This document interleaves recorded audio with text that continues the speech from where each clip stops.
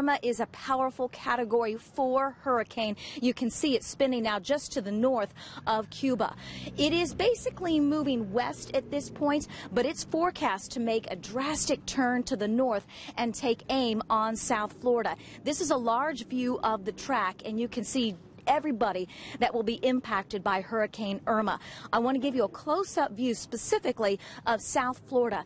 Forecast to be a Category 4 hurricane. Outer bands start to arrive tomorrow. The eye of the hurricane set to arrive late Saturday night into early Sunday morning as a Category 4. The eye just to the southwest of Miami. This puts both coasts in play for hurricane force winds, devastating storm surge, and the potential for tornadoes. Always a threat with a landfalling hurricane. Where does Irma go next? It will then track right up the state of Florida, still perhaps as a Category 1 on Monday, and be near the Orlando area before it starts to make its way into parts of Georgia. The remnants of Irma may bring us some clouds, a little wind, and maybe a few showers by the middle part of next week.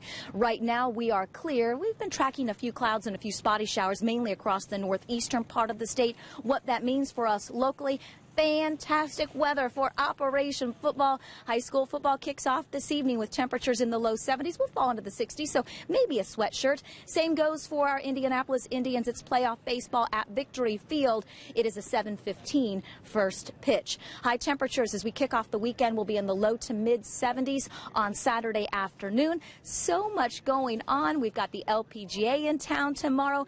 Penrod also at the museum. So it is going to be a fantastic day for whatever we've got planned. 7-day forecast, quiet through the weekend, sunshine both Saturday and Sunday. We heat back up into the upper 70s Monday and prepare for some clouds, a little wind, and maybe a few showers Tuesday into Wednesday if Irma comes this far north. But all in all, our local forecast looks pretty good, and we hope to see you here till 8, the Crawfordsville, on Crawfordsville Road, the Speedway, Kroger, and we'll be here tomorrow 8 to 8 as well.